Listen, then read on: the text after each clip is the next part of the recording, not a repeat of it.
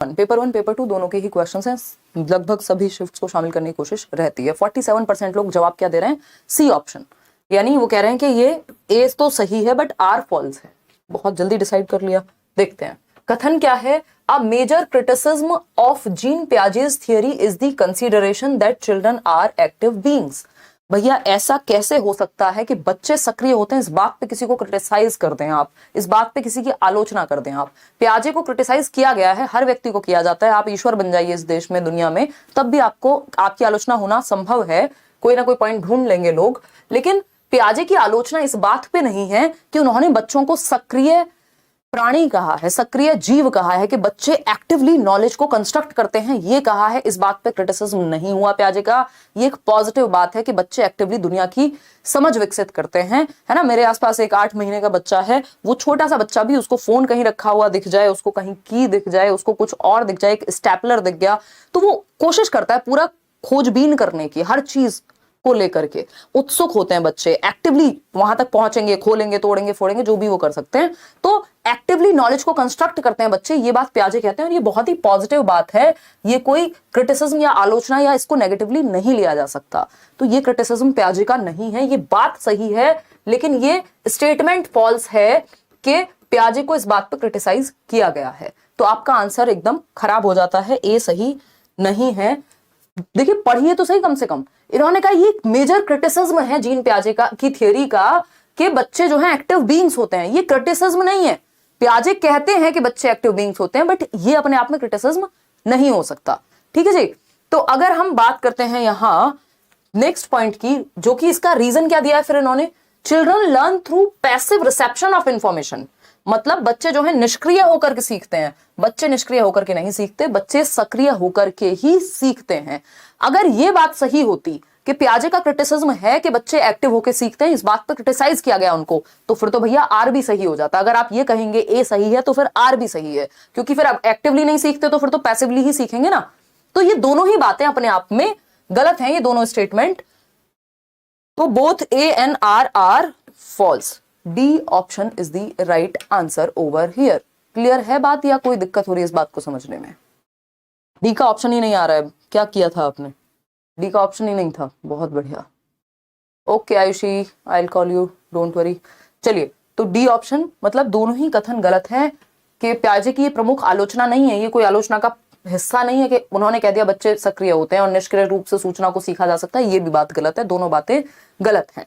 Question number 2, आप तो पहले ही क्वेश्चन में ढेर हो गए, जबकि मैंने इस क्वेश्चन को चेंज कर दिया था। मैं जो आपको 8th क्वेश्चन दिखा रही थी ना, वो क्वेश्चन मैंने नंबर 1 पे रखा था कि इसको आज हम सबसे पहले डिस्कस करेंगे, लॉरेंस कोहलबर्ग और पियाजे में क्या समानता है। मुझे लगा ये इतना इजी क्वेश्चन है, इसको फर्स्ट पे डालूंगी, ये आप कहोगे यार क्या है ना। कई बार मेरे मूड की बात होती है कि कई बार मैं फर्स्ट क्वेश्चन डाल दिया ऐसे ही, कई बार रैंडम ही चलते रहते हैं। तो फर्स्ट क्वेश्चन मुझे लगता है यार इजी डालते हैं, ट्राई बॉल की तरह, और ये इतना इजी क्वेश्चन था, इसमें ही आप लोग लोटपोट हो गए। और अगर 8th डाल देते, वो भी इजी है बट फिर तो दिक्कत हो जाती। अकॉर्डिंग टू पियाजे, which of these factors plays an important role in cognitive development. पियाजे ने कुछ फैक्टर्स बताए हैं और हम वो फैक्टर्स सालों साल से डिस्कस कर रहे हैं, जब कोई डिस्कस नहीं किया करता था। कौन से 4 फैक्टर्स हैं? पियाजे की 4 स्टेजेस के अलावा 4 फैक्टर्स भी हैं जो इंपॉर्टेंट फैक्टर्स हैं या एलिमेंट्स हैं पियाजे की थियरी में। FFOE याद आ रहा है किसी को? FFOE है? नहीं, FFOE तो क्रिएटिविटी के एलिमेंट्स हैं। आपके जो ये 4 फैक्टर्स हैं, याद आ रहा है किसी को? एक शॉर्ट फॉर्म बताई हुई है इसकी, एक शॉर्ट फॉर्म बताई हुई है। अगर आपने पियाजे की थियरी यूट्यूब पे भी कराई हुई है, अगर वो नहीं देखी है तो देख लीजिए, कॉन्सेप्ट क्लियर हो जाएगा, सही उत्तर आप दे पाएंगे। ठीक है ना?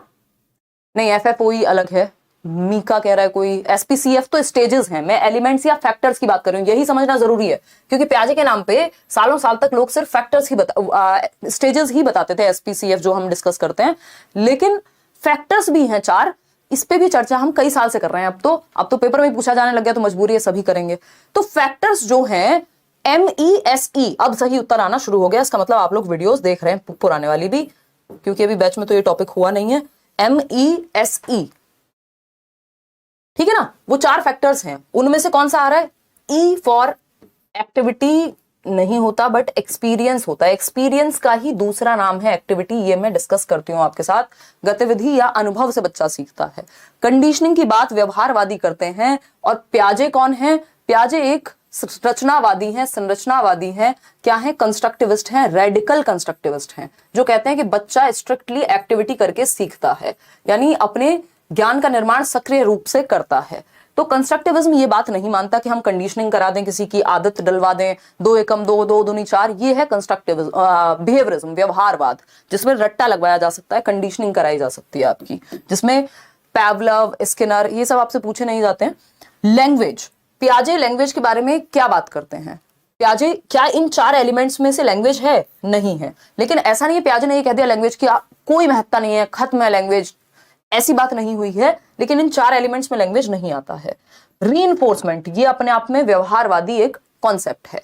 तो उत्तर सिर्फ एक बचा आपके हाथ में, एक्टिविटी। ये 2 से 3 शिफ्ट में सेम क्वेश्चन पूछा है, थोड़ा सा लैंग्वेज में अंतर करके, ठीक है ना। गतिविधि, अब ये 4 फैक्टर्स कौन से हैं?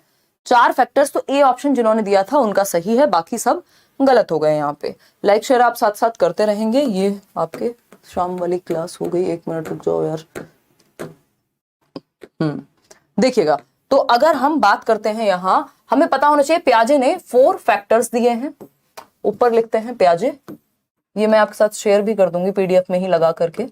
पियाजे एक तरफ है 4 फैक्टर्स, यानी 4 तत्व, 4 फैक्टर्स, इनकी थियोरी से पहले, स्टेजेस से पहले ये बात शुरू हो जाती है। और एक तरफ है 4 स्टेजेस, यानी चरण, जो सेंसरी मोटर, प्री ऑपरेशनल, ये सब जो हम डिस्कस करते हैं, ठीक है ना। 3 और 4 SPCF आपको पता है, sensory motor, pre operational, concrete operational, मूर्त संक्रियात्मक और औपचारिक संक्रियात्मक। SPCF ये 4 स्टेजेस हैं, ठीक। इनसे पहले जो 4 फैक्टर हैं वो MESE, MESE। M फॉर क्या है? M फॉर है आपका, याद आ रहा है किसी को? नहीं, मैचुरेशन। मैचुरेशन बोले तो परिपक्वता, जो हेरिडिटी से प्रभावित होती है ना, कि बच्चा चलना कब सीखेगा? बच्चा चलना तब सीखेगा जब उसके पैरों में वो ताकत आ जाएगी, जब उसकी मांसपेशियों में वो ताकत आ जाएगी। वो कहां से आएगी? मैचुरेशन से आएगी। दांत आप जबरदस्ती तो नहीं निकाल सकते बच्चे के, वो एज के साथ निकलते हैं। बोलना एज के साथ सीखता है बच्चा। तो बहुत सारी ऐसी चीजें हैं जो मैचुरेशन की वजह से होती है। मैचुरेशन क्या है? एक परिपक्वता, एक आपकी बायोलॉजिकल प्रोसेस है, हेरिडेटरी प्रोसेस है, जो आपकी जैविकता से निर्धारित होती है ना। भाई किसी चीज को सीखने के लिए यदि बच्चे का शरीर ही मैच्योर नहीं है, अभी उसकी टांगों में वो जान ही नहीं है, वो मैच्योरिटी ही नहीं है, तो वो चलना नहीं सीख सकता, क्योंकि इस पे मैच्योरिटी पे ट्रेनिंग का बहुत ज्यादा प्रभाव नहीं पड़ता। ये ऑटोमेटेड होती है, हेरिडेटरी होती है। और ये मैच्योरेशन, परिपक्वता, यही वो परिपक्वता है जिसकी बात हम आजकल क्वेश्चंस में करने लगे हैं, KVS से लेके हर जगह, कि girls mature faster than boys. लड़कियां जो हैं लड़कों से तीव्र गति से उनमें परिपक्वता होती है, उनका जो वृद्धि और विकास का रेट है वो ज्यादा है, परिपक्वता का रेट उनका ज्यादा है। इसलिए लगभग 1.5 से 2 वर्ष का अंतर है, इसलिए प्यूबर्टी भी पहले गर्ल्स में ही आएगी। देखिएगा, तो मैचुरेशन हो गया परिपक्वता। इसको आप दूसरी भाषा में यहाँ बायोलॉजिकल एस्पेक्ट या जीन्स कह सकते हो, कि पियाजे जेनेटिक्स को महत्व देते हैं, हेरिडिटी को महत्व देते हैं, ठीक है। ई फॉर इक्विलिब्रेशन, इक्विलिब्रेशन या इक्विलिब्रियम भी आप लिख सकते हो, संतुलन। संतुलन वही है जो 2-3 दिन पहले क्वेश्चन किया था।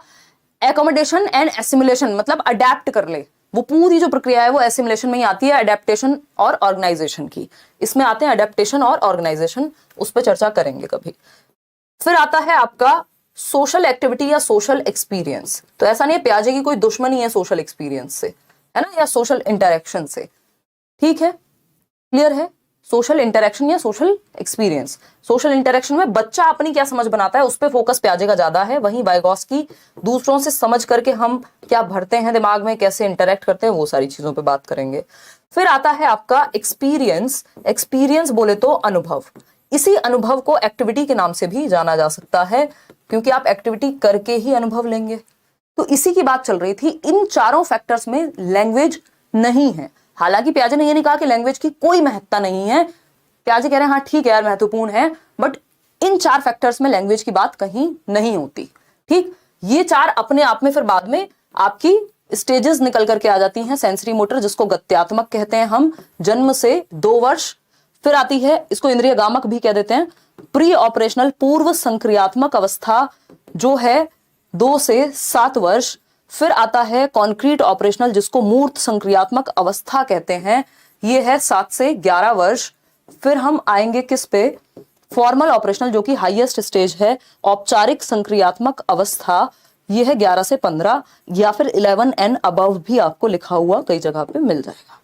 ठीक है, क्योंकि 15-16 तक जो मैक्सिमम ब्रेन का डेवलपमेंट है वो हो चुका होता है, ये बेसिकली एडोलेसेंस तक। इतनी बात क्लियर है या कोई दिक्कत परेशानी इस बात को समझने में हमें हो रही है? हो रही हो तो बताओ, ठीक है ना। ये बेसिक सी बातें हैं। अब इक्विलिब्रियम जो ये हम यहां पढ़ रहे हैं इसी का, क्योंकि हम इसको कई बार देखते नहीं है उस तरह से, अब इस इक्विलिब्रियम को 2 मिनट दे करके थोड़ा सा समझ लेते हैं, फिर आगे बढ़ेंगे। बहुत अच्छे अच्छे क्वेश्चंस आपके लिए हैं। इस इक्विलिब्रेशन की प्रोसेस में, जिसको संतुलन कहते हैं, जो हमने अपने दिमाग में रिकॉर्ड किया है और जो दुनिया में हम देख रहे हैं, यदि वो दोनों संतुलन में है तब तो हम इक्विलिब्रेशन की प्रोसेस में होते हैं, नहीं तो हम क्या हो जाते हैं, कंफ्यूज हो जाते हैं, डिसइक्विलिब्रियम में आ जाते हैं। तो इस इक्विलिब्रेशन में 2 चीजें आती हैं। एक है आपका अडेप्टेशन, कि आप दुनिया में अडेप्ट कैसे करेंगे, अडेप्टेशन यानी अनुकूलन कहते हैं इसको हिंदी में, ठीक। और दूसरी तरफ है ऑर्गेनाइजेशन, कि कैसे आपका ब्रेन इंफॉर्मेशन को ऑर्गेनाइज करेगा, आपके स्कीमा को अपडेटेड रखेगा। स्कीमा क्या है?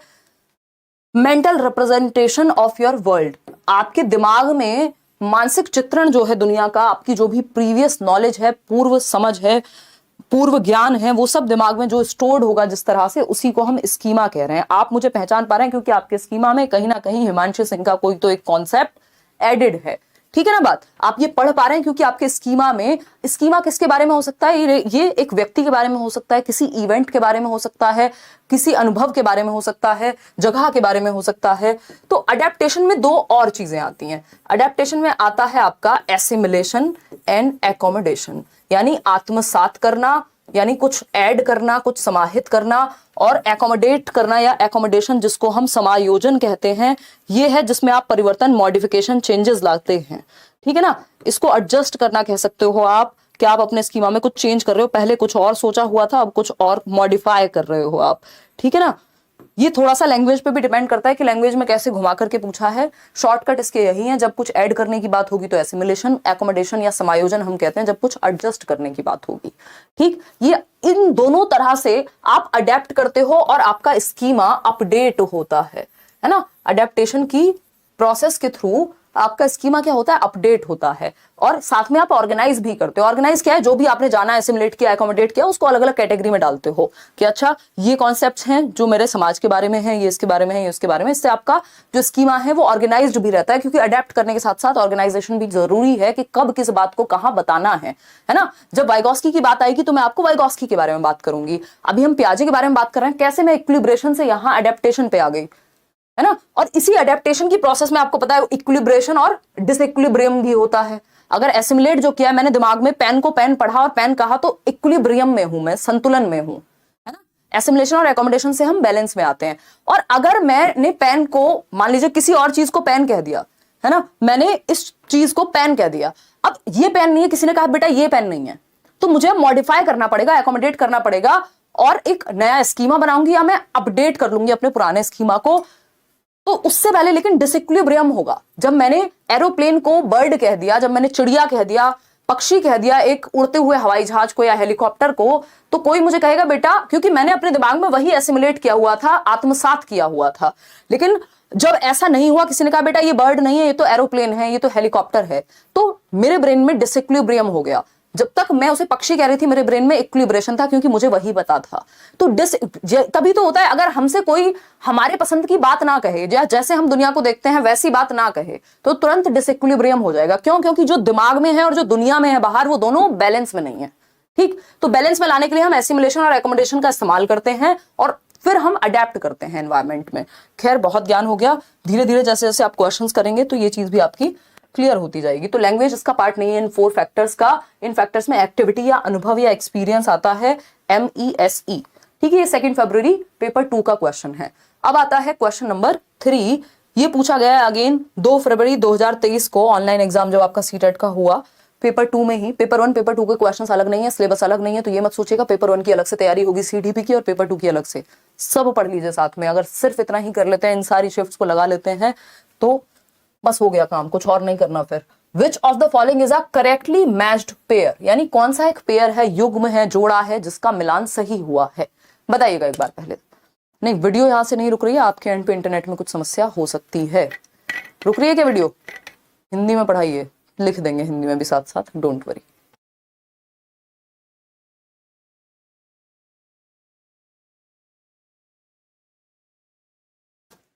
देखिएगा एक बार यार, एक्सपीरियंस पहले आएगा वो उससे फर्क नहीं पड़ता, इसमें कोई सीक्वेंसिंग की जरूरत होती नहीं है। आपसे कभी भी क्वेश्चन पूछेगा तो ये चारों आपके दिमाग में होने चाहिए कि कौन सा फैक्टर में है कौन सा नहीं है। ऑफ कोर्स आप अनुभव करते हैं तभी चीजें होती हैं। देखिएगा डी ऑप्शन कह रहे हैं 62% लोग। देखते हैं, पहला ऑप्शन है sensory motor period. Sensory motor period में application of logic to concrete problems. Sensory motor या संवेदी गामक या इंद्रिय गामक होता है जन्म से 2 वर्ष। जन्म से 2 वर्ष का बच्चा, ये कह रहे हैं कि लॉजिक आ गया बच्चे में, तर्क आ गया, सारी दुनिया को समझ गया, बस अब तो प्राइम मिनिस्टर बनना ही बाकी है। तो क्या ऐसा होता है जन्म से 2 वर्ष के बच्चे में मूर्त समस्याओं पर तर्क आ जाएगा, है ना, तर्क आ जाएगा, लॉजिक आ जाएगा, जो चीजें वो देख सकता है, जिनको टच फील कर सकता है। मूर्त उसी को कहते हैं ना, कॉन्क्रीट, जिसको टच और फील किया जा सके। भैया जिन चीजों को वो टच और फील करता है उसका लॉजिक छोड़ो, अभी तो उसे ये भी नहीं पता कि जिस चीज को मैं टच करने जा रहा हूं वो गर्म होगी, ठंडी होगी, करंट लगेगा, क्या होगा। जन्म से 2 वर्ष में अभी तो वो अपने सेंसेस के थ्रू एक्सप्लोर करने की कोशिश कर रहा है, अपनी बॉडी और अपने सेंसेस के थ्रू। तो यहाँ कोई लॉजिक वॉजिक नहीं आता, ये हवाई बातें हैं। तो ये तो हो गया गलत। बी ऑप्शन है प्री ऑपरेशनल स्टेज, 2 से 7 वर्ष पूर्व संक्रियात्मक अवस्था। इसमें रिवर्सिबिलिटी एंड डिसेंट्रेशन आ जाता है। प्रतिवर्ती सोच, यानी वो रिवर्स कर सकता है 1 से 100, 100 से काउंटिंग 1 की आराम से कर सकता है। घर से स्कूल, स्कूल से घर जाने का रास्ता उसको याद रहता है।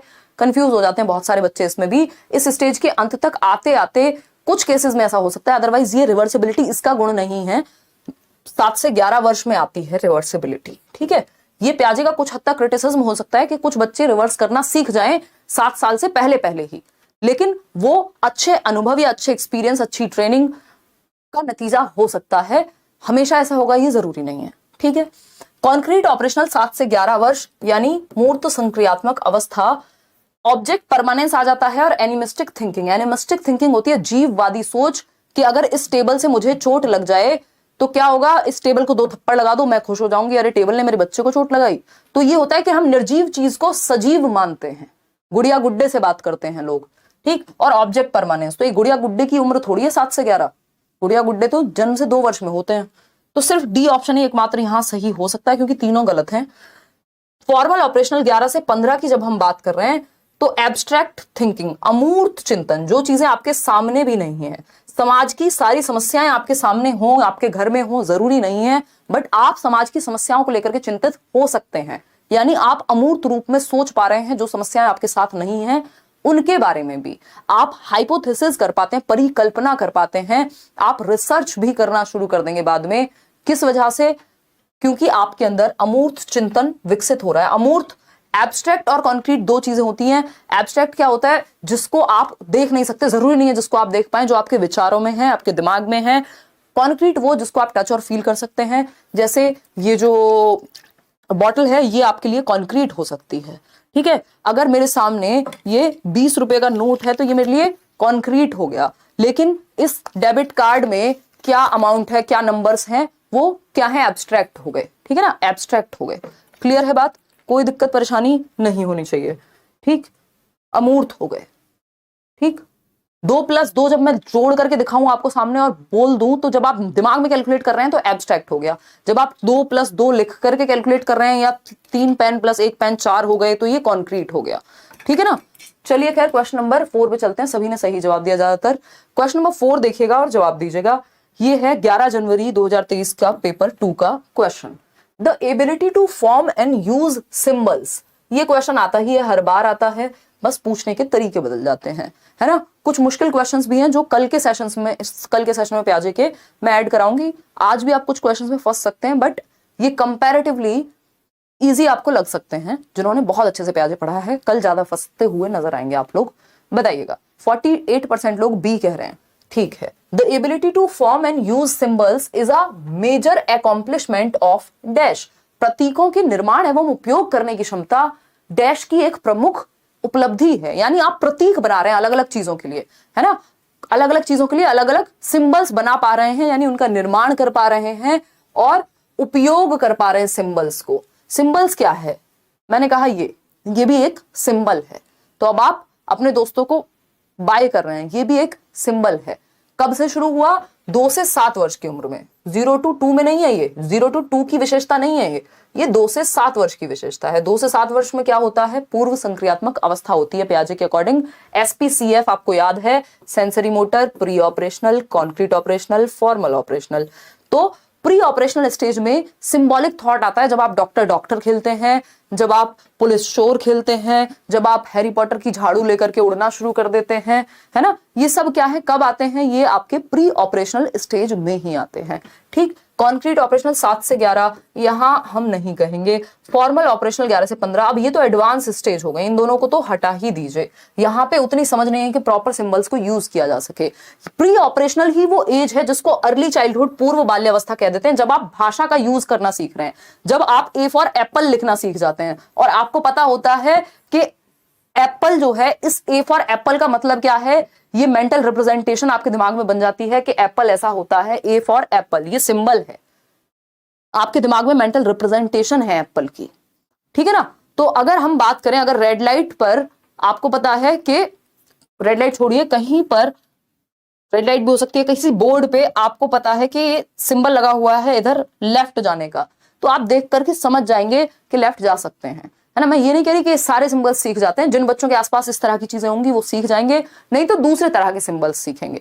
ठीक है ना। तो सिंबॉलिक एज जो है, ये सिंबॉलिक एज आपकी 2 से 7 वर्ष है या 2 से 6 वर्ष है, जिसको हम अर्ली चाइल्डहुड कहते हैं। ये वही एज है जिसको हम टॉय एज भी कह रहे हैं, जिसको हम गेम स्टेज भी कह रहे हैं। खूब बच्चा खेलता है ना, ग्रुप्स में नहीं खेलता है। यहां पर बेसिकली ग्रुपिंग उतना बड़ा मुद्दा नहीं है, गैंगेज नहीं है, क्योंकि ये जाएगा भी। मान लो बच्चा कहीं प्ले वे में चला गया इस उम्र में, कहीं हॉस्पिटल चले गए, आप मंदिर चले गए, कहीं और चले गए घूमने, 2 बच्चे मिले, उनके साथ खेल लिए और निकल लिए। कोई ऐसा नहीं है, बहुत ज्यादा टेम्परेरी फ्रेंडशिप्स की एज है, हमेशा की दोस्ती नहीं बन जाती है इस उम्र में। ठीक है ना। और फर्क भी नहीं पड़ता, जेंडर का भी फर्क नहीं पड़ता। 2 बच्चे मिले, 3 बच्चे मिले, आपको खेले 4 मिनट, कोई फर्क नहीं पड़ रहा कि वो ऑपोजिट जेंडर है, मेल है, फीमेल है। बेसिकली मिक्स्ड ग्रुपिंग होती है, कोई होमोजीनियस ग्रुपिंग, या फिर जिसको हम कह सकते हैं कि होमोसेक्सुअल ग्रुपिंग नहीं होती कि बिल्कुल सेम सेक्स के ही दोस्त खेलेंगे। इसके बाद वो चीज डिफरेंट हो जाती है। ठीक, आगे बढ़ेंगे, समझते हैं कहानी है क्या। यार कुछ तो गड़बड़ हुई है मेरे ख्याल में, मैंने इसमें आपकी ना पिक्चर्स भी ऐड की थी कुछ, कोई तो PDF में कुछ तो ड्रामा हुआ है सेव करते समय।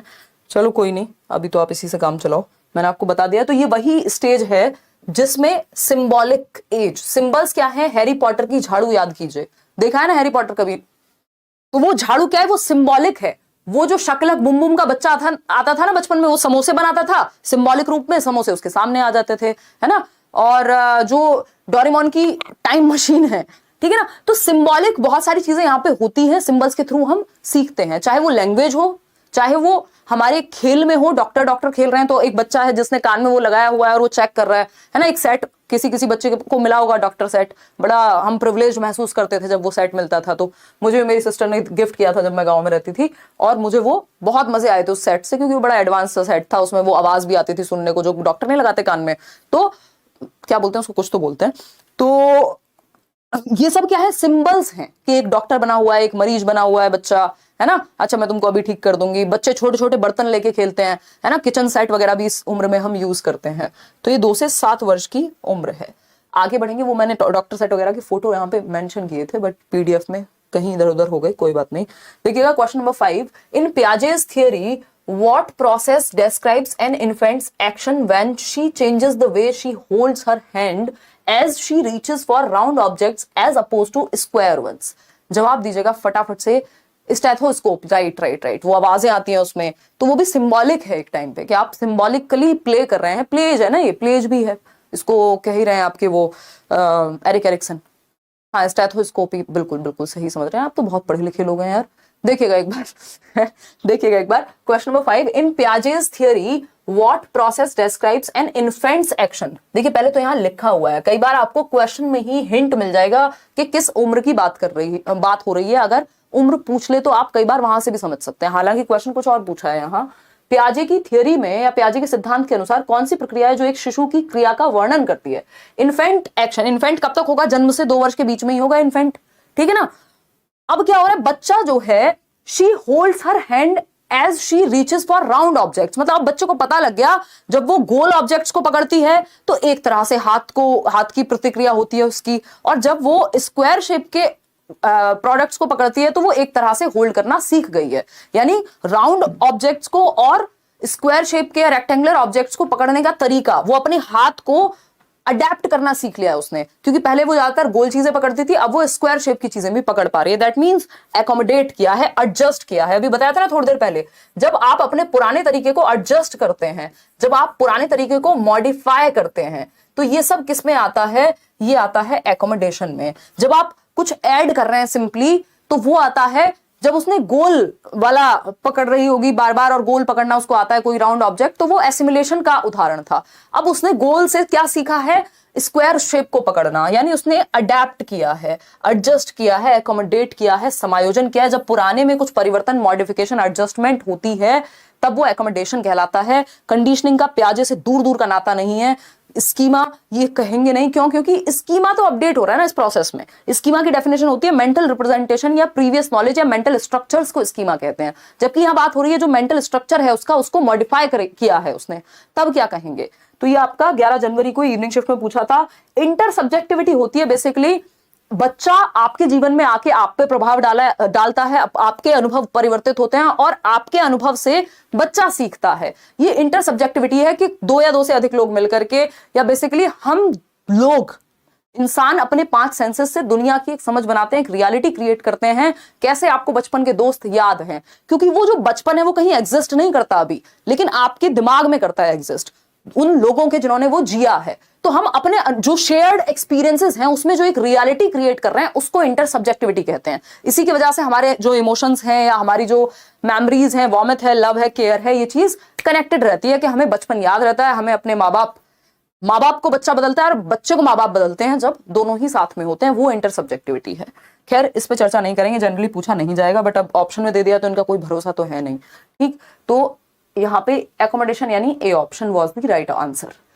एसिमुलेशन होता तब भी यही होता, क्योंकि एक बात ध्यान रखनी है ना यहाँ में कि बच्चे ने अपने मतलब हैंड को होल्ड करना सीखा है। राउंड ऑब्जेक्ट्स पहले आते थे उसको पकड़ने, अब स्क्वायर वंस के लिए चेंज किया है। तो चेंज किया है, मॉडिफाई किया, दैट मींस एकोमोडेट किया होगा। क्वेश्चन नंबर 6 देखिए और पोल में जवाब दीजिए फटाफट से।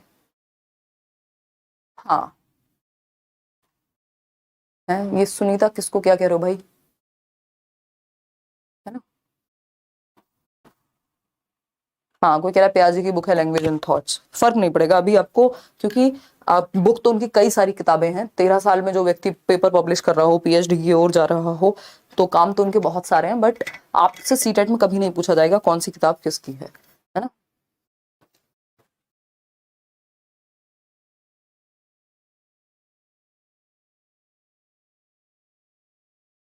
देखिएगा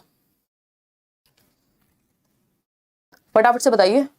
63% लोग सी ऑप्शन कह रहे हैं। समझते हैं कहानी है क्या। 13 जनवरी मॉर्निंग का पेपर।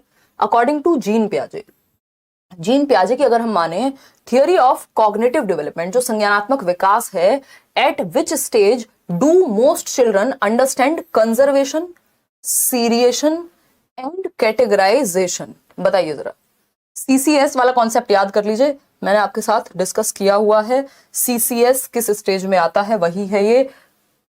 क्लासिफिकेशन को कैटेगराइजेशन लिख दिया। इससे बढ़िया और कहां आपको पेपर देखने को मिलेगा, जब सीसीएस हम कितने सालों से डिस्कस कर रहे हैं, और उससे पहले ऐसे डायरेक्ट सीधा क्वेश्चन नहीं भेज देता था, और अब ये भी आने लग गया।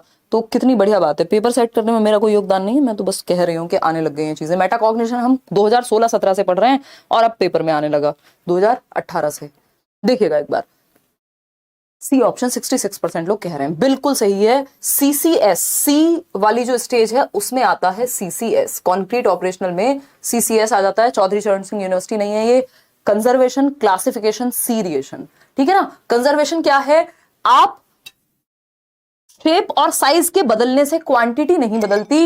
ये 200 ml पानी में इस मग में डालूं, इस बॉटल में डालूं, 200 ml ही रहेगा। इसकी शेप अलग है, इसका कलर अलग है, इसका साइज अलग है। दैट डजंट मीन कि इसका क्वांटिटी बदल जाएगी इन दोनों की अलग शेप और साइज होने पे। ये है कंजर्वेशन कि कुछ चीजें सेम रहती हैं, वॉल्यूम सेम रहता है शेप और साइज के बदलने से। अगर आप शेप बदल रहे हैं तो शेप चेंज कर दी आपने, साइज चेंज कर दिया, बॉटल की जगह आपने मग में डाल दिया, लेकिन क्या वॉल्यूम चेंज हो जाएगा, क्या अमाउंट चेंज हो जाएगी?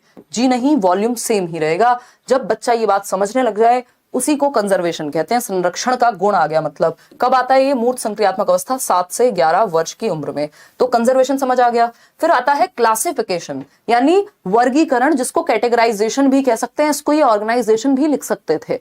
वर्गीकरण क्या है? मैं ब्लैक कलर के ऑब्जेक्ट्स को एक तरफ रखूं, मैं व्हाइट कलर के ऑब्जेक्ट्स को एक तरफ रखूं, मैं स्क्वायर शेप के ऑब्जेक्ट्स को एक तरफ रखूं, यानी जो एक जैसी कैटेगरी के चीजें हैं उनको एक कैटेगरी में रखना, वो क्लासिफिकेशन या कैटेगराइजेशन या वर्गीकरण कहलाएगा।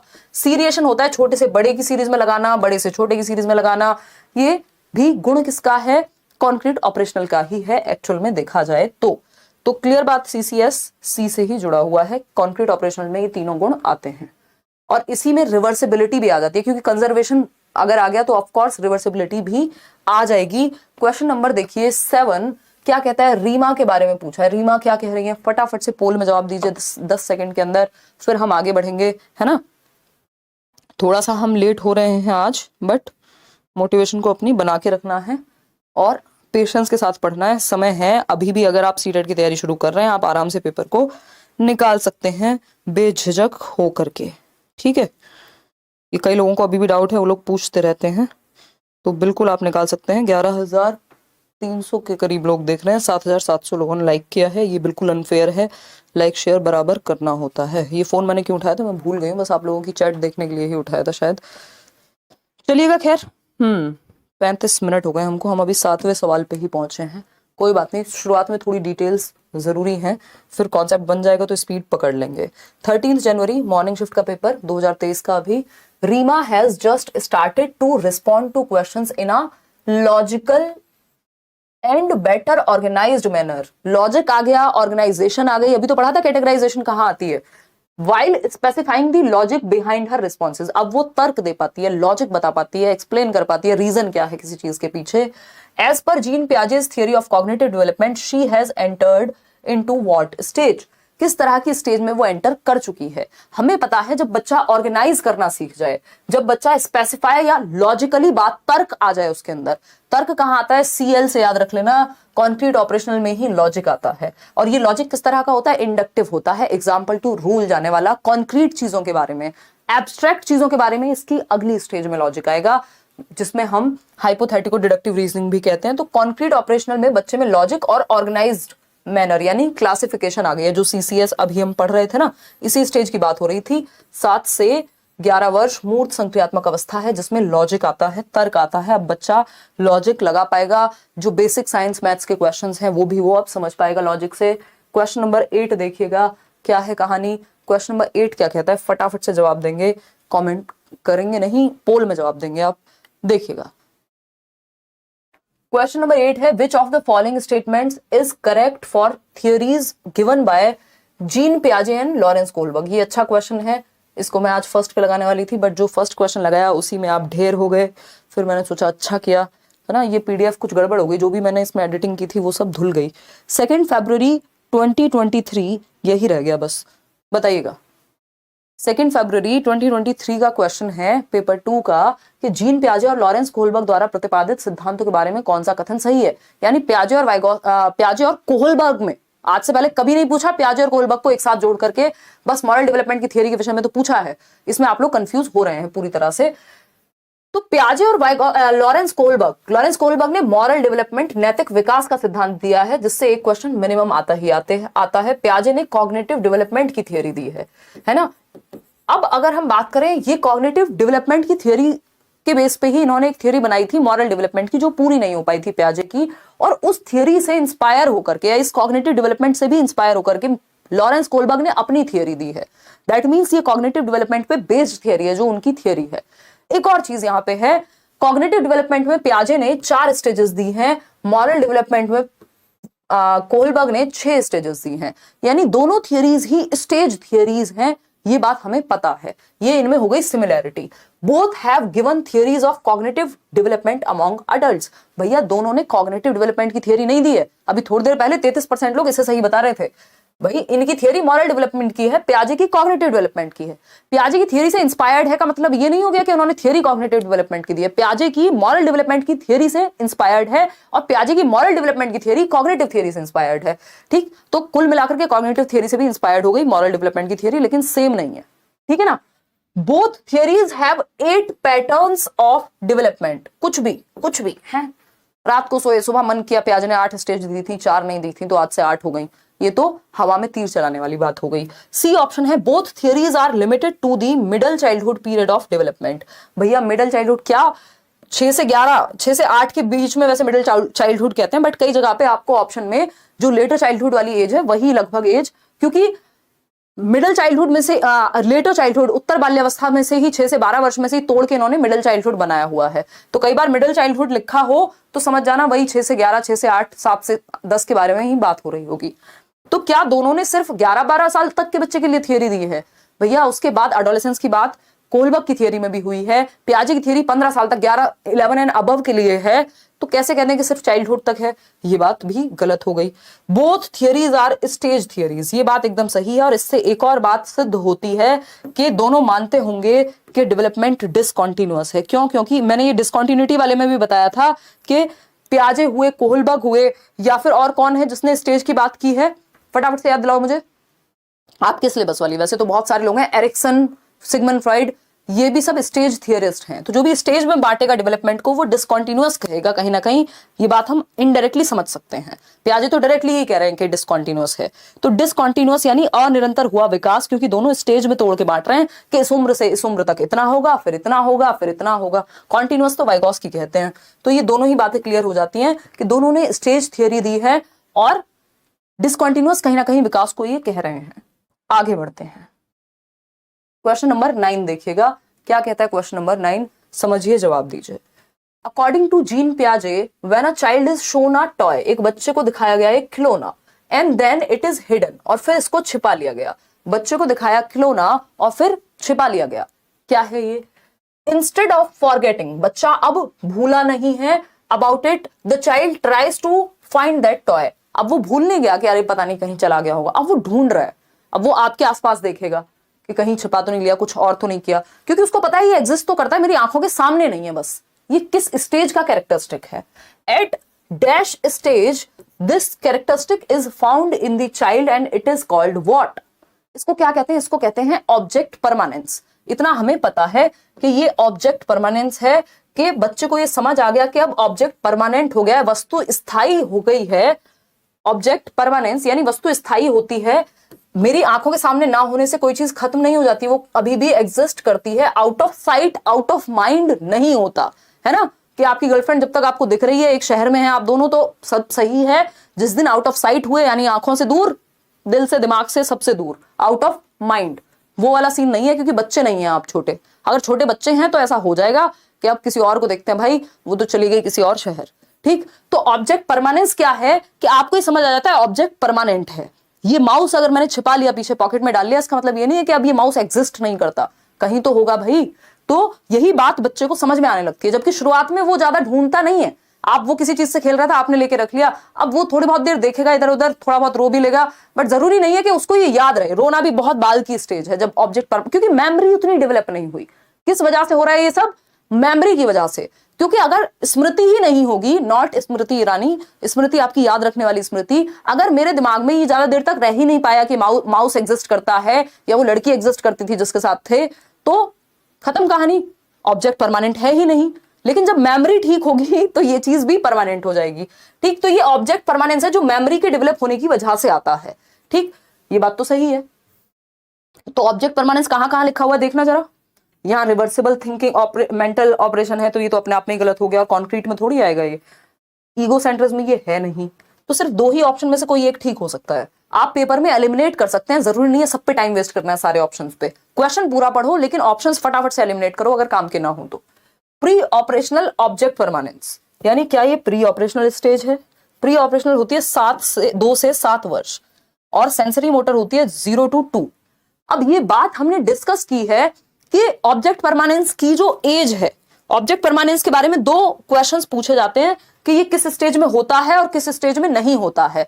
अगर आपसे पूछे किस स्टेज में नहीं होता है तब भी आंसर सेंसरी मोटर, अगर पूछे किस स्टेज में अचीव हो जाता है तब भी आंसर सेंसरी मोटर। तो ऑब्जेक्ट परमानेंस जब नहीं होता है तब भी सेंसरी मोटर। कैसे हो पा रहा है ऐसा, समझते हैं। भाई ऑब्जेक्ट परमानेंस की बात कर रहे हैं ना हम, यानी ऑब्जेक्ट परमानेंस मतलब वस्तु स्थायी होती है, चाहे हमारी आंखों के सामने हो या ना हो, but out of mind out of site नहीं होती, एग्जिस्ट करती है उसके बावजूद भी। तो वस्तु स्थायित्व की जब हम बात कर रहे हैं यहां, वस्तु स्थायित्व, ठीक है, किस स्टेज में ये एब्सेंट होता है, यानी नहीं होता या अचीव नहीं हो पाता, तब भी आंसर क्या है आपका सेंसरी मोटर स्टेज। प्याजे की जन्म से 2 वर्ष, जन्म से 2 वर्ष में ही, शुरुआत के जो 7-8 महीने हैं बच्चे के, या शुरुआत का जो लगभग 9 महीने का टाइम है, उस टाइम पे उसको ज्यादा याद नहीं रहता कि कहां गया वो ऑब्जेक्ट जिससे मैं खेल रहा था। ठीक, मम्मी ने ले लिया, चुप हो गए। अब अगर हम बात करें इसका अचीवमेंट कब है, ये अचीव कब तक हो जाता है, तो अचीवमेंट भी इसी स्टेज में आ जाएगा। अचीवमेंट कब है, same stage, sensory motor 0 to 2 years में ही अचीव भी कर लेता है। अब ये क्या बात हुई यार, है एब्सेंट भी इसी में है और क्या है प्रेजेंट भी इसी में है, या उपलब्धि भी इसी में है ना। ये वही है जीत के हारने वाली बात है। मतलब क्या हुआ, देखो शुरुआत के जो 7-8 महीने तब तक तो बच्चे में ये डेवलप नहीं हुआ होता, तब तक वो भूल जाता है, लेकिन 8 महीने से 12 महीने के बीच आते आते ये चीज का अचीवमेंट हो जाता है। कुछ बच्चों को उनसे भी ज्यादा लग सकता है, लेकिन जनरली ये माना जाता है कि object permanence sensory motor stage में ही अचीव हो जाती है उसके एंड तक आते आते। ठीक है ना, तो ये बात हमें यहां ध्यान में रखनी है। ये क्वेश्चन बहुत बार रिपीट हुआ है ना, कि कौन सी अवस्था है जिसमें ऑब्जेक्ट परमानेंस नहीं होता, तब भी सेंसरी मोटर जन्म से 2 वर्ष, इंद्रिय गामक, संवेदी गामक, और कब अचीव हो जाता है, तो इसी स्टेज के अंत तक आते आते अचीव हो जाता है। इतनी बात याद रख सकते हो या नहीं। संवेदी परक भी कह देते हैं कई लोग इसको, हिंदी में कई नाम है, इंग्लिश में याद रखेंगे तो बेटर रहेगा, एक ही टर्म है सेंसरी मोटर। सेंसरी मोटर का मतलब ये है senses plus motor activities. Senses क्या है, हमारे 5 सेंसेस, देखना, टच करना, है ना, सुनना, टेस्ट, यही 5 सेंसेस का इस्तेमाल करके बच्चा अपनी दुनिया की समझ बनाता है जन्म से 2 वर्ष में, plus motor activities. Motor activities क्या है, चलना फिरना, इन दोनों को जोड़ के सेंसरी मोटर बना है। ठीक है, क्लियर है बात। तो ये सेंसरी मोटर स्टेज हो गई कि जब बच्चा एक टॉय को ढूंढने की कोशिश करेगा, भूलेगा नहीं, और भूल जाता तब भी यही स्टेज होती, कहते हैं इसको ऑब्जेक्ट परमानेंस। क्लियर है, बहुत लंबी कहानी हो गई, बट जरूरी है लंबी लंबी कहानियां यदि हमें चीजों को क्लियर करना है दिमाग में। कल के क्वेश्चंस जब प्याजे से ही होंगे, कल के भी क्वेश्चंस थोड़ी सी स्पीड में चलने का प्रयास करें, क्योंकि आज आपका कॉन्सेप्ट क्लियर हो चुका होगा। अब आता है 10 जनवरी की इवनिंग शिफ्ट का ही एक क्वेश्चन। देख रहे हैं आप, थोड़ा लैंग्वेज चेंज करके पूछने लग गए हैं बस। टू फैसिलिटेट कॉग्निटिव डेवलपमेंट, यानी संज्ञानात्मक विकास को फैसिलिटेट करने के लिए, बेहतर बनाने के लिए बच्चों में जीन पियाजे gave importance to dash while Vygotsky emphasised dash, यानी पियाजे ने किस चीज को महत्व दिया, संज्ञानात्मक विकास की ही थियरी दोनों ने दी है। कॉग्निटिव डेवलपमेंट मतलब दिमाग का विकास, इंटेलेक्चुअल डेवलपमेंट, मेंटल डेवलपमेंट, है ना, बौद्धिक विकास भी आप इसको कह सकते हो। तो कॉग्निटिव डेवलपमेंट में सारी चीजें जो भी दिमाग से संबंधित हैं वो आती हैं। कौन सी चीजें हो सकती हैं वो हो सकती है आपकी thinking, reasoning, problem solving, memory, perception, जो भी काम दिमाग से होता है वो सब कॉग्निटिव डेवलपमेंट में आता है। याद रखिएगा, 1 नंबर का क्वेश्चन इस पे भी पूछ लेता है D2+B तक के एग्जाम में। आज इतना गला सूख रहा है यार।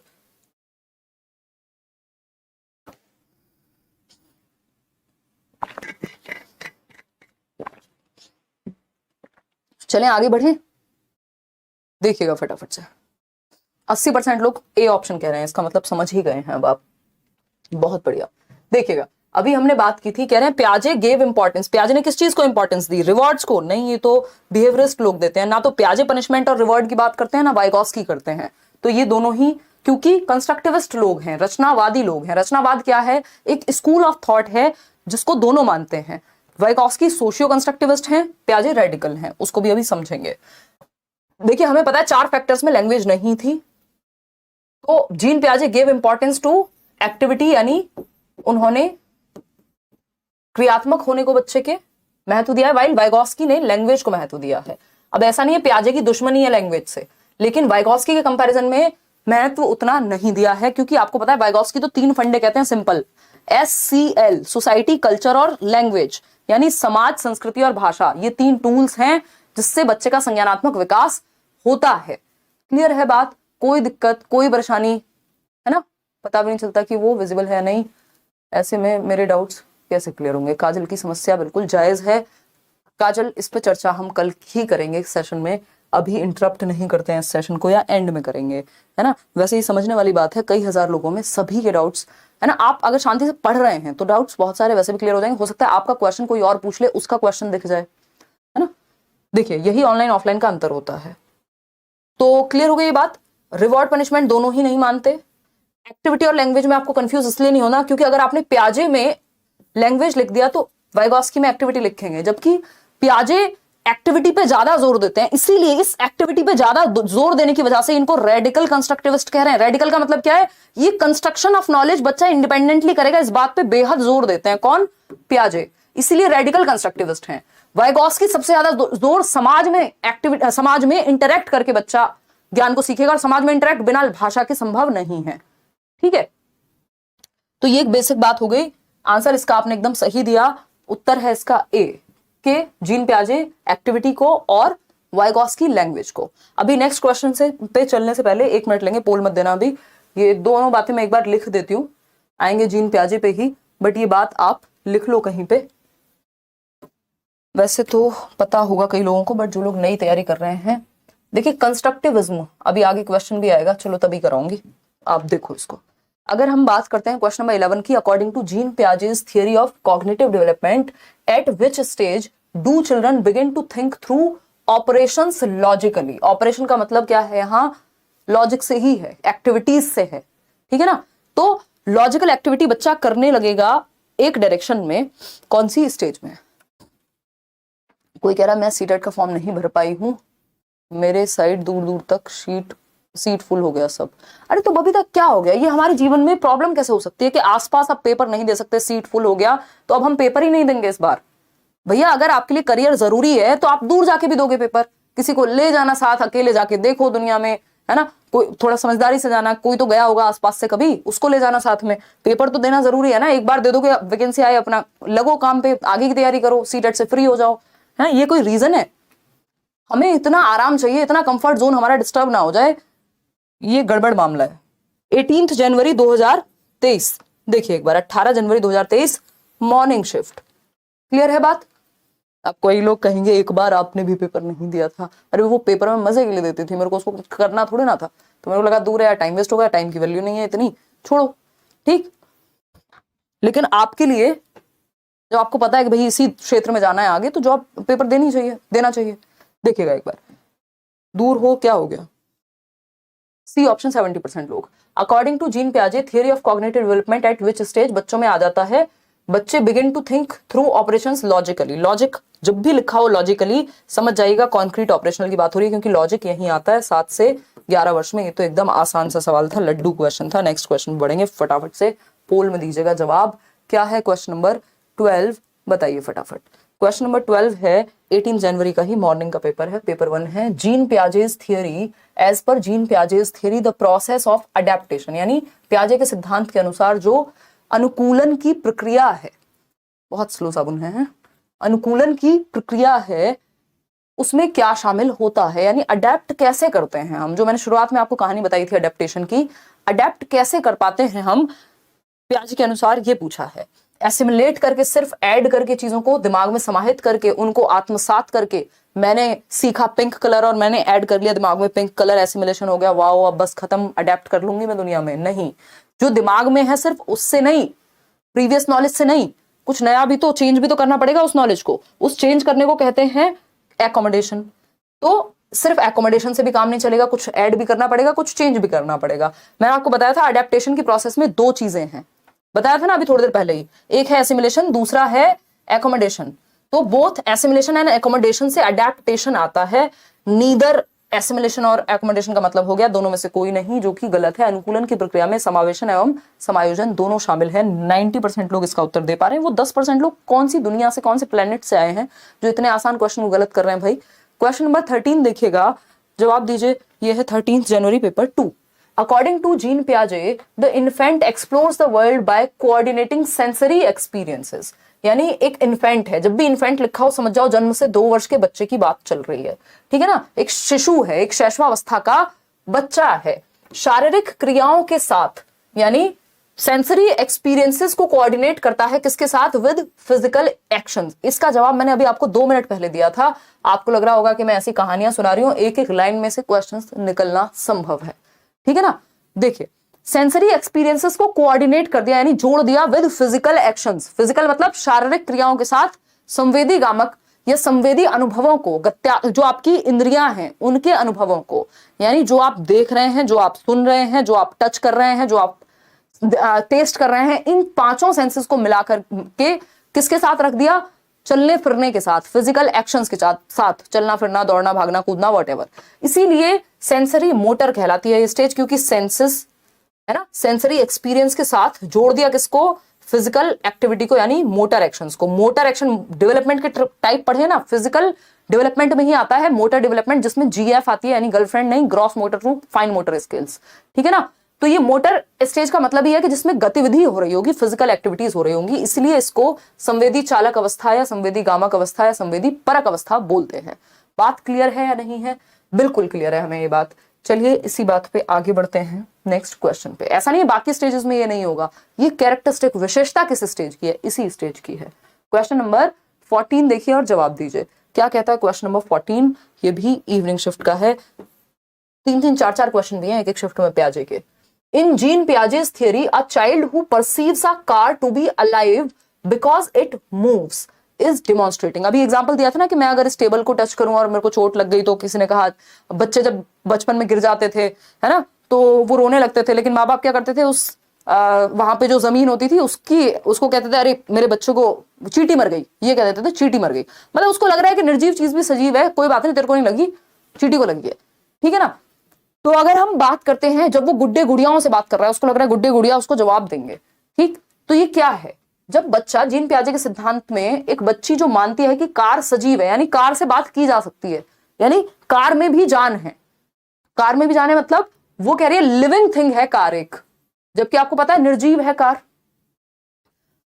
तो वह क्या प्रदर्शित करती है? ये क्या डिमॉन्स्ट्रेट कर रहा है कि बच्चा अभी एनिमिस्टिक थिंकिंग करता है, एनिमिज्म में है ना। एनिमिस्टिक थिंकिंग कहते हैं इसको, जीववाद कहते हैं उसको। निर्जीव चीज भी सजीव नजर आती है जब वो अपने गुड्डे गुड़िया से बात करे, है ना, वो अपनी चीजों से बात करे, तो वो क्या मान रहा है बच्चा? कि ये सजीव है, इसमें कुछ जान है। लिविंग और नॉन लिविंग के बीच का अंतर, वो उसको लग रहा है चंदा भी मामा है ना, ये सिंबॉलिक भी है और एनिमिस्टिक भी है। तो जीववादी सोच जो है आपकी, ये 2 से 7 वर्ष में होती है, प्री ऑपरेशनल स्टेज में, और इस स्टेज के अंत तक ये चली जाती है। इसमें भी 2 स्टेजेस है ना प्री ऑपरेशनल में, कल हम डिस्कस करेंगे। एक आपकी प्री इंट्यूटिव है, बाद में आपकी आती है सिंबॉलिक स्टेज। तो ये सिंबॉलिक स्टेज तक के अंत तक हालांकि चला जाता है, बट हम मानते हैं कि प्री ऑपरेशनल में होता है, ठीक। तो सेंट्रेशन एक लिमिटेशन है, सेंट्रेशन कि आपका पूरा ध्यान किसी भी चीज के एक ही एस्पेक्ट पे फोकस्ड है। यानी अगर आप इस पेन का कलर देख रहे हैं तो कलर ही देख रहे हैं, ये नहीं देख रहे किस चीज का बना है, इसकी शेप क्या है, इसका साइज क्या है। ये वही वाली बात है कि बच्चे को लगता है जिसकी हाइट ज्यादा है वो ही एज में भी ज्यादा बड़ा होगा, क्योंकि वो बाकी एस्पेक्ट नहीं देख पा रहा, ठीक है ना। इरिवर्सिबिलिटी यानी रिवर्स नहीं कर पा रहा थॉट को, ये तो कोई पॉइंट ही नहीं है। सीरिएशन, छोटे से बड़ा, ये सब अलग बातें हो गई, ठीक है ना। अब एक चीज यहां ध्यान रखनी है, ये सेंट्रेशन भी है, ये सेंट्रेशन है, इरिवर्सिबिलिटी है, एनिमिस्टिक थिंकिंग है। ये तीनों जो है प्री ऑपरेशनल में ही होते हैं, और ये तीनों प्रॉब्लम्स हैं, ये तीनों लिमिटेशंस हैं एक तरह से अगर देखा जाए। किसकी? ये सीमाएं हैं प्री ऑपरेशनल स्टेज की, पूर्व संक्रियात्मक अवस्था की। ये कोई विशेषताएं नहीं है, ये कोई पॉजिटिव्स नहीं है इसी के अंदर प्री ऑपरेशनल में ये, लेकिन ये लिमिटेशन का काम करती हैं। सेंट्रेशन एक लिमिटेशन है कि बच्चे का पूरा ध्यान सेंटर्ड है एक थॉट पे, वो गड़बड़ है, ठीक है ना। वो क्या है? गड़बड़ है। पूरा ध्यान एक ही एस्पेक्ट पे अगर लगा हुआ है, बच्चे की सिर्फ हाइट ही हाइट देख रहे हैं, उसका दिमाग वो एज में क्या कौन सी भाषा बोलता है, मतलब किसी भी चीज के बाकी एस्पेक्ट्स को देखना ही ना, सिर्फ एक ही चीज को देखना है, या तो हाइट देख रहे हैं या कलर देख रहे हैं, तो कलर पे ही फोकस है, बाकी पहलुओं को नहीं देख पाना। इसकी वजह से ईगोसेंट्रिक बना रहता है बच्चा, अहम केंद्रित बना रहता है। एनिमिस्टिक थिंकिंग है आपकी कि आप निर्जीव वस्तु को सजीव समझते हैं, तो ये भी तो प्रॉब्लम है ना आपके कॉग्निटिव डेवलपमेंट में, कि आपकी बुद्धि का विकास अभी उतना नहीं हुआ है। इरिवर्सिबिलिटी, आप रिवर्स नहीं कर पाते, आपको घर से स्कूल ले जाएं, स्कूल से घर आने में समस्या होती है। वो जो माउंटेन वाला एग्जांपल दिखाया था उस दिन, कि बच्चे को उससे पूछा जाए सबसे बड़ा माउंटेन कौन सा है, जो उसके सबसे पास है वो उसी को कहेगा, है ना। वो दूसरे के पक्ष से अगर पूछा जाए कि आपकी पर्सपेक्टिव से, या उसका भाई बहन उधर बैठा है मान लीजिए, तो वो इमेजिन करके नहीं बता पाएगा, यानी अपने थॉट को रिवर्स नहीं कर पाएगा। बर्फ पानी बन सकती है और पानी बर्फ बन सकता है, ये वो रिवर्स नहीं कर पाता है ना। मतलब कि आइस जो है वो वाटर में कन्वर्ट हो सकती है और वाटर जो है फ्रीज होकर के आइस में कन्वर्ट हो सकता है, रिवर्स नहीं कर पाता थॉट। ये लिमिटेशन है, ये प्रॉब्लम है, ये सीमाएं हैं, तीनों ही चीजें पूर्व संक्रियात्मक अवस्था की सीमाएं हैं। तो अगली बार आपसे पूछे लिमिटेशंस कौन सी हैं, ये सब ठीक। सीरिएशन तो गुण है, सीरिएशन तो कैरेक्टरिस्टिक है, और कौन सी स्टेज का, कॉन्क्रीट ऑपरेशनल का, सीसीएस। ये चीजें बार बार रिवाइज करनी पड़ेंगी। प्याजे में बहुत सारे कॉन्सेप्ट्स हैं, हालांकि मैंने बहुत सारे फंडे जो है आपको बताए हुए हैं, जिससे आपको ये चीजें याद रह सकती हैं, आप कंफ्यूज नहीं होंगे, क्योंकि ये समझने के साथ साथ मेमोरी में रिटेन भी करनी है दिमाग में अपने। 10 जनवरी मॉर्निंग शिफ्ट पेपर 1 देखिए। As per Jean Piaget's theory of cognitive development, यानी जो पियाजे की थियरी है संज्ञानात्मक विकास की, in which of the following stage do children begin to use symbols to represent objects। यही क्वेश्चन घुमा के थोड़ी देर पहले भी आया था कि कौन सी वो स्टेज है जब बच्चे क्या है, वस्तुओं को वर्णित करने लगते हैं संकेतों के माध्यम से, संकेतों के माध्यम से। आप जा रहे हैं, आप पेरेंट हैं बच्चे के, आप बच्चे के दोस्त हो सकते हैं, है ना, और 2 से 7 वर्ष का उम्र का 2 से 7 वर्ष की उम्र का बच्चा है, और वो बैठ के कुछ काम कर रहा है, पहली कक्षा में है या दूसरी कक्षा में है 7 वर्ष की उम्र में। अब सेकंड क्लास का बच्चा है और वो कुछ कुछ काम कर रहा है, और आप जा रहे हैं कहीं, अब वो अपनी ड्राइंग में बिजी है मान लीजिए, तो आप उसके पिताजी हैं, माताजी हैं, भाई बहन हैं, आप उसको कह रहे हैं यार मैं जा रहा हूं, तो वो बैठे बैठे वहीं से कहेगा हाँ बाय।